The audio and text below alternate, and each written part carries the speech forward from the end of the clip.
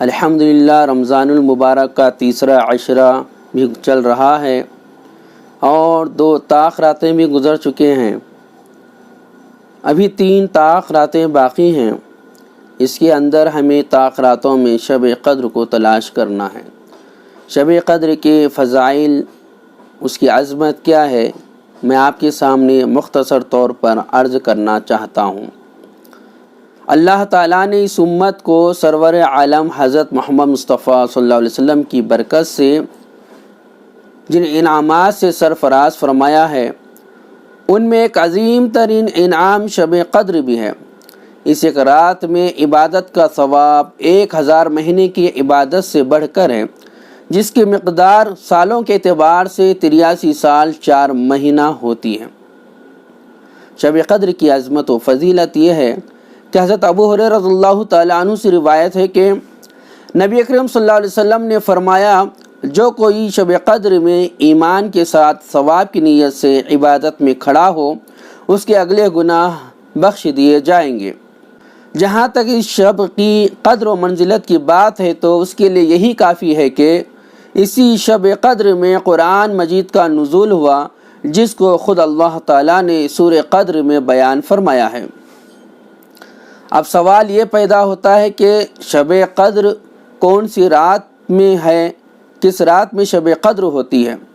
اللہ تعالیٰ نے اس رات کی اہمیت اور عظمت کی وجہ سے ایک راز بنا کر رکھا ہے، تاکہ لوگ ایک ہی شب پر تکیہ نہ کر لیں اور شب قدر کی تلاش و رغبت میں ان کو زیادہ سے زیادہ عبادت کی توفیق میسر ہو۔ شب قدر سے کون سی شب مراد ہے؟ یہ بات متفق علیہ ہے کہ یقینی طور پر شب قدر کا متعین تاریخ معلوم نہیں، اس لیے یہ اقوال اندازہ و تخمینہ کا درجہ رکھتے ہیں۔ امام ابو حنیفہ رحمۃ اللہ علیہ کا قول یہ بھی ہے کہ شب قدر سال کی کسی تاریخ میں بھی ہو سکتی ہے۔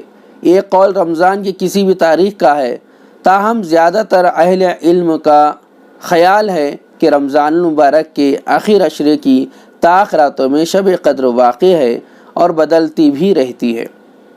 رمضان المبارک کے آخری عشرے میں شب قدر کے امکان پر بہت سی روایتیں موجود ہیں۔ خود امام بخاری رحمۃ اللہ علیہ نے اس سلسلے میں حضرت عائشہ رضی اللہ تعالی عنہا اور حضرت عبداللہ بن عباس رضی اللہ تعالی عنہا کی روایتیں نقل کی ہیں۔ 27ویں شب بھی زیادہ رجحان اسی لیے ہے کہ کئی روایتی سلسلے میں موجود ہیں۔ مسند احمد میں عبداللہ بن عمر اور حضرت عبداللہ بن عباس رضی اللہ تعالی عنہما سے، ابو داؤد میں حضرت معاویہ رضی اللہ تعالی عنہ سے، اور مسلم و ترمذی وغیرہ میں ابی بن کعب رضی اللہ تعالی عنہ سے روایت منقول ہیں کہ خود آپ صلی اللہ علیہ وسلم نے 27ویں شب میں شب قدر کو تلاش کرنے کا حکم فرمایا۔ حضرت عبادہ رضی اللہ تعالی عنہ فرماتے ہیں کہ نبی کریم صلی اللہ علیہ وسلم ایک دن اس لیے باہر تشریف لائے کہ ہمیں شب قدر کی اطلاع فرما دیں، مگر 2 مسلمانوں میں جھگڑا ہو رہا تھا۔ حضرت صلی اللہ علیہ وسلم نے ارشاد فرمایا کہ میں اس لیے آیا تھا کہ تمہیں شب قدر کی اطلاع دوں، مگر فلاں شخصوں میں جھگڑا ہو رہا تھا، جس کی وجہ سے اس کا تعین میرے ذہن سے اٹھا لی گئی۔ اب شب قدر کے اندر اعمال کیا کریں؟ شب قدر میں آپ صلی اللہ علیہ وسلم کا معمول عبادتوں کے زیادہ اہتمام تھا۔ حضرت ابو ہریرہ رضی اللہ تعالیٰ عنہ سے مروی ہے کہ آپ صلی اللہ علیہ وسلم نے فرمایا، جس نے شب قدر میں ایمان و اخلاص کے ساتھ نماز پڑھی، اس کے پچھلے تمام گناہ معاف ہو جائیں گے۔ حضرت عائشہ رضی اللہ تعالیٰ عنہا سے مروی ہے کہ جب رمضان کا آخری عشرہ شروع ہوتا تو آپ صلی اللہ علیہ وسلم خود بھی شب بیداری فرماتے، نماز کا خصوصی اہتمام فرماتے، اپنے اہل خانہ کو بھی اس مقصد کے لیے بیدار کرتے اور عبادت کے لیے کمر ہمت کس لیتے۔ بعض حضرات اس کا مطلب یہ بھی بتایا ہے کہ آخری عشرے میں ازواج سے کنارہ کش ہو جاتے، یعنی تعلق زن و شوہر نہیں رکھتے۔ اس شب میں دعا بھی قبول کی جاتی ہے۔ حضرت عائشہ رضی اللہ تعالی عنہا سے مروی ہے کہ میں نے آپ صلی اللہ علیہ وسلم سے دریافت کیا کہ اگر میں شب قدر کو پہچان لوں تو کیا دعا کروں؟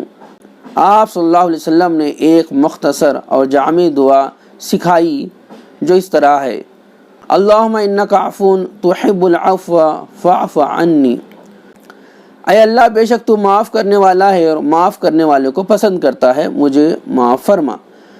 حدیث میں ہے کہ شب قدر کی فضیلت تو مغرب اور عشاء کی نماز با جماعت ادا کر لینے والے کو بھی حاصل ہو جاتی ہے، لیکن یہ سب سے ادنا درجہ ہے۔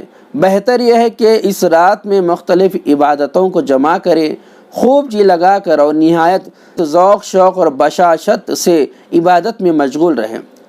تلاوت قرآن کریم اس طرح توجہ کے ساتھ کرے کہ جب آیت رحمت سے گزرے تو اللہ تعالیٰ کی رحمت کا امید، اور جب آیت عذاب سے گزرے تو جہنم سے پناہ مانگنے کے لیے بے اختیار ہاتھ بارگاہ الہی میں اٹھائیں۔